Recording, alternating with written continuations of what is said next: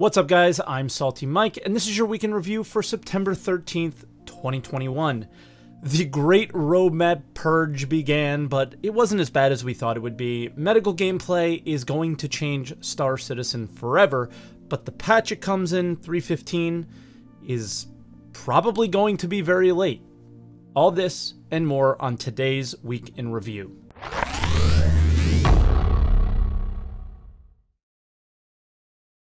And as always, if this is your first week in review, this is where I take all of the official Star Citizen news, put it into one video, and throw my opinions in there as well. Also, I live stream every day but Monday, so I can get this video out to you guys, starting at 6:30 a.m. Eastern Time at twitch.tv/SaltEMike. So if you want to stop by, say hello, or talk about any of the topics that we talked about today, yeah, stop by and say what's up. Now, we do have a lot to get through today, so we're going to jump right into it. Roadmap updates. We had a roadmap roundup that, I kind of teased in the beginning. It was kind of the purge that had to do with that Squadron 42 priority. But we're going to start out with things that were actually added instead. Added to release view, they had scoreboard UI improvements, Pirate Swarm and Vandal Swarm improvements. Personally, I just think this takes us getting these in our hands and playing them, or them to really talk about them more in detail than they have about just the maps and some details about, I think, the waves and things like that they've done. But we'll have to see how these play out when we get them. That's kind of how I feel about that. Things that passed review for 3.15, so things that we're getting in 3.15. Personal inventory, Tier 0 healing, NPC healing, and just to be clear, this means that you can heal other players, including NPCs and your friends. Physical and local inventory support. My stuff is in the locations that I bought them or that I left them in. Asset Manager app. This tells me where my stuff is. Doctor and Nurse AI behaviors, I think that is pretty clear. Cure Life medical tool. This is supposed to be the highest end tool, but why it's the highest end isn't as clear, so I've done some digging. I watched the Calling All Devs with Richard Tyrer about actor status, and this is where I kind of found the differences between the tools. So the medical tool is the highest end tool because it is basically the gun that has all of the different drugs in it, and you can synergize and make the drugs you need for the symptoms that you have.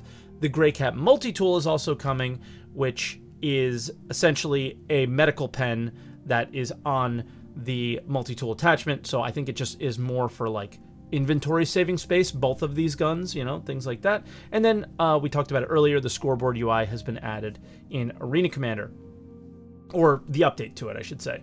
Now, delayed because of Squadron 42. FPS radar and scanning, EVA tier 2, hacking, and 0G push and pull.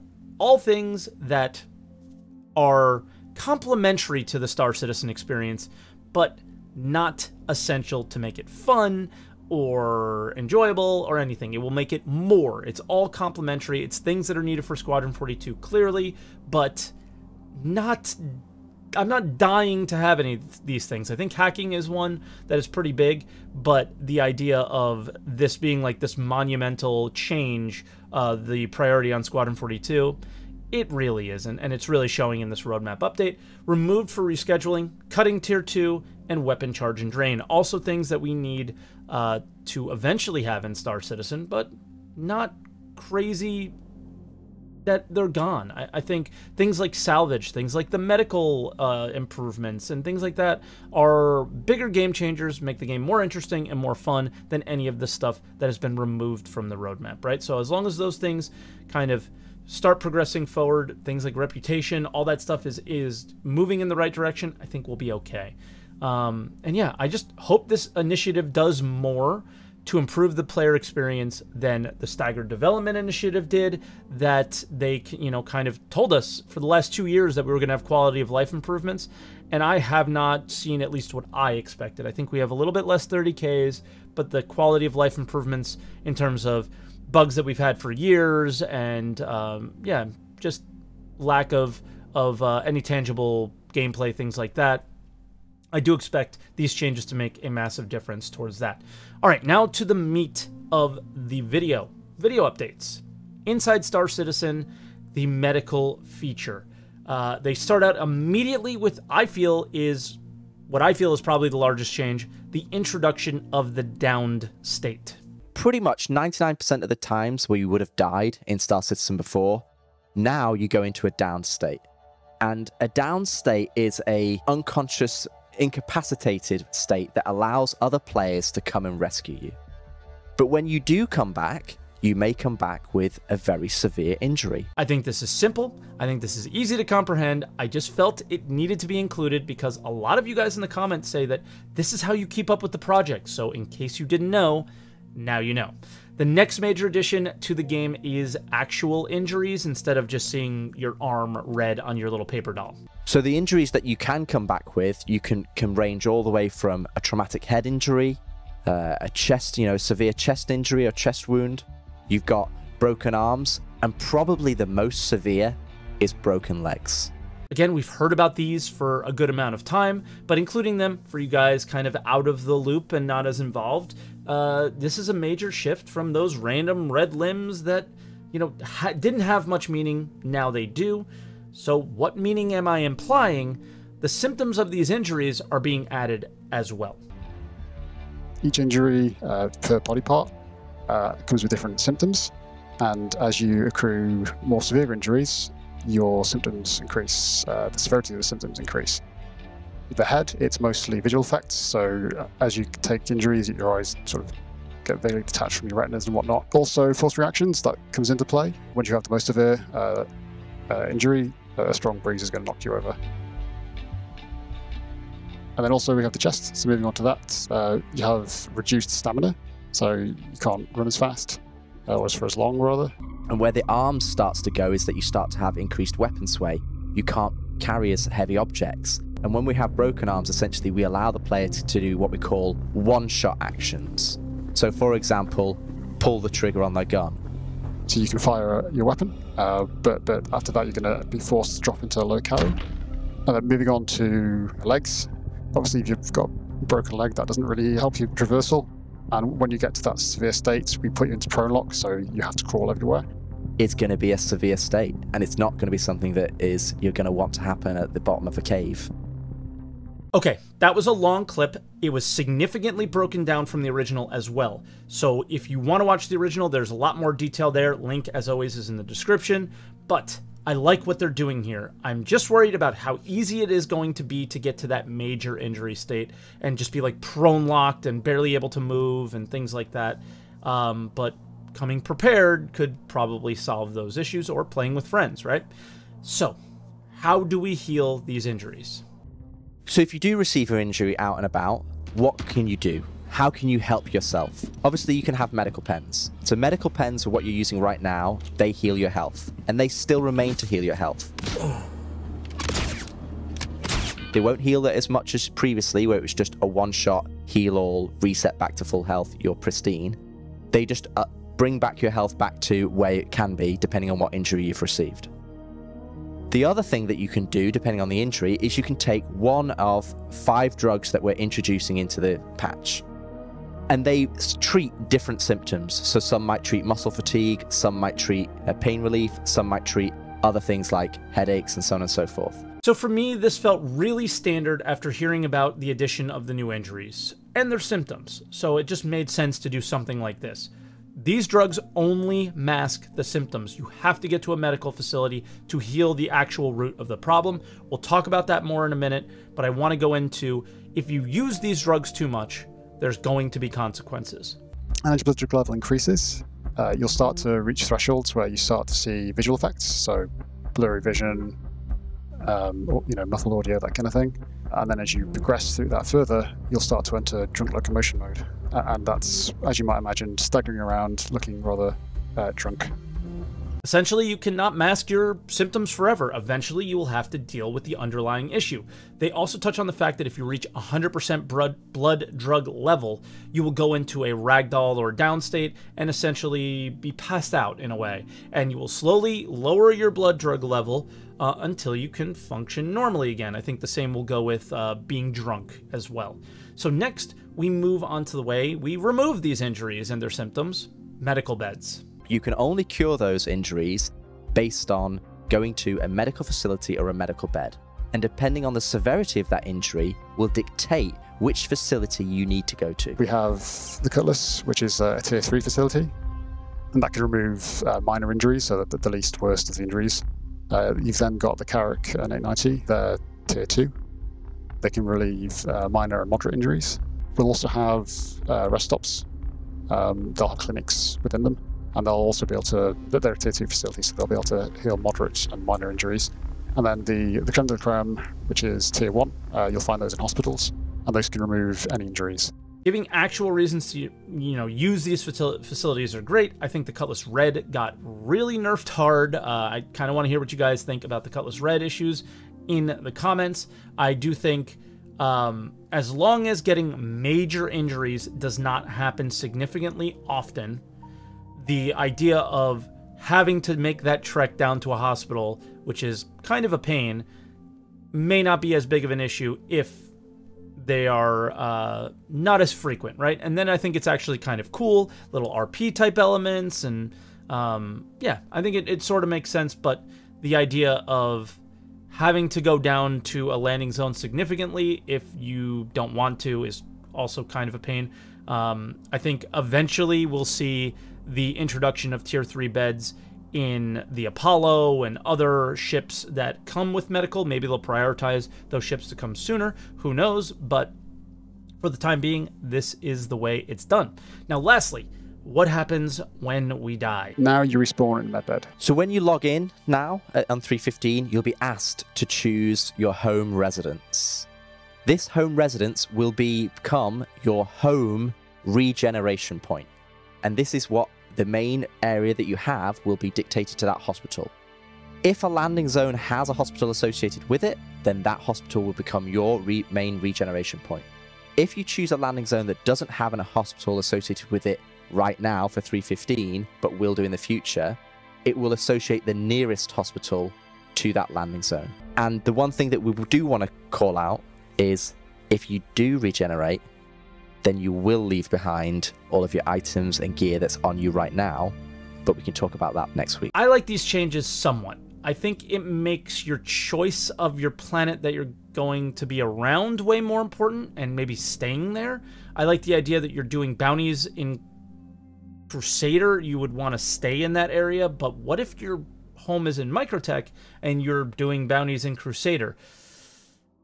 To get your items back off your body if you die or something like that, that will be awful. Looking forward to hearing the discussion on inventory this week and how they plan on doing that and all that stuff, but the choice really means something, and I'll let you guys know this year there was a little hint that something that is coming into 315 is the addition of a lot of the missions that you see around Crusader, and a lot of the missions you see around Hurston being brought to all of the planets. Hopefully. There was a little discussion in my Twitch chat with one of the game developers, and it's possible that the choice is going to be yours about where you want to live based off of where you actually want to live, and not what is most beneficial to taking part in the mission system or something. So that'll be very cool. Looking forward to hearing the discussion on inventory, and we'll have to see. Now, no Star Citizen Live this week. Jared was out there in the UK, I believe, and he was working on CitizenCon, so totally understandable that we didn't have it, but also quite disappointed.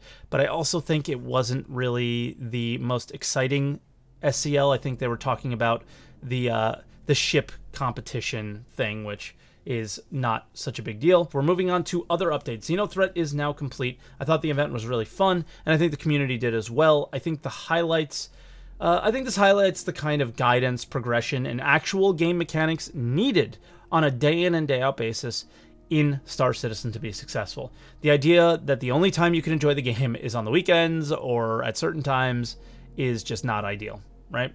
The dynamic event, AMA, this is a big one. So there were 2 dynamic events in 314, and this is kind of our ability to ask them questions, and they really gave some good answers. So trading stock issues at events is the first one, and I really love this answer. First, at Jumptown 2, they want to create physical crates of drugs instead of stock, and the way the current cargo system works. But he makes a note, at the end to ensure that places that you are selling the drugs to have increased buying power, because you still have to use the cargo UI in order to sell. Second, he mentions that they swapped from the shops having more med supplies to sell to the players in Ninetales Lockdown to promote going to the Rex. So the reason that there wasn't the ability to buy medical supplies that easily is because they wanted to promote you going to the Rex in Ninetales Lockdown, but that wasn't communicated very well. They plan to hook the meds into the shops back in 3.15 for the future of Ninetales Lockdown, and hopefully we'll see it being a better experience. Ground events and Xeno V3. They absolutely want to do more events based on planets, but they're waiting on that nav mesh tech that I talked about last week in Week in Review that allows the NPCs to move around on planets and moons. They also seem that they want to do Xenothreat again, but next time they want to focus on who's an ally, who isn't, and hopefully provide some sort of counter mission for the people who want to play the Xenothreat side. Ninetales Postmortem. They really went off here and expressed all the same issues I had with the event. Players not playing on the Ninetales side was a big problem. And this is one I personally would like to address. I think most players in this community, from what I can tell, are a bit more on the casual side with, I don't know how to phrase it. I think casual has a negative connotation. I just mean that they're not PvP oriented. They don't want to play the pirate side. They just want to be a hero. That's how most MMOs are. You're usually the hero, right? This, I think, stems from many things, but I personally believe it comes from the lack of purpose for PvP, to PvP. You gain very little in comparison to the consequences of prison, as highlighted by Ben here.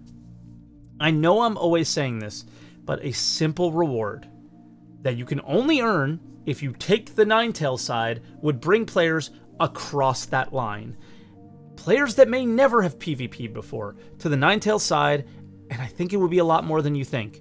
The last time that I PvP'd significantly was the Vandal Mask event. I crossed the line for that event, and I would do it again if the rewards were worth it. UEC is not a reward in an alpha game that the UEC is going to get wiped. Items and things that provide value. That is what matters. So upping the money that they mentioned here means nothing. Giving tangible, exciting reasons to join the other side would be much more effective, in my opinion.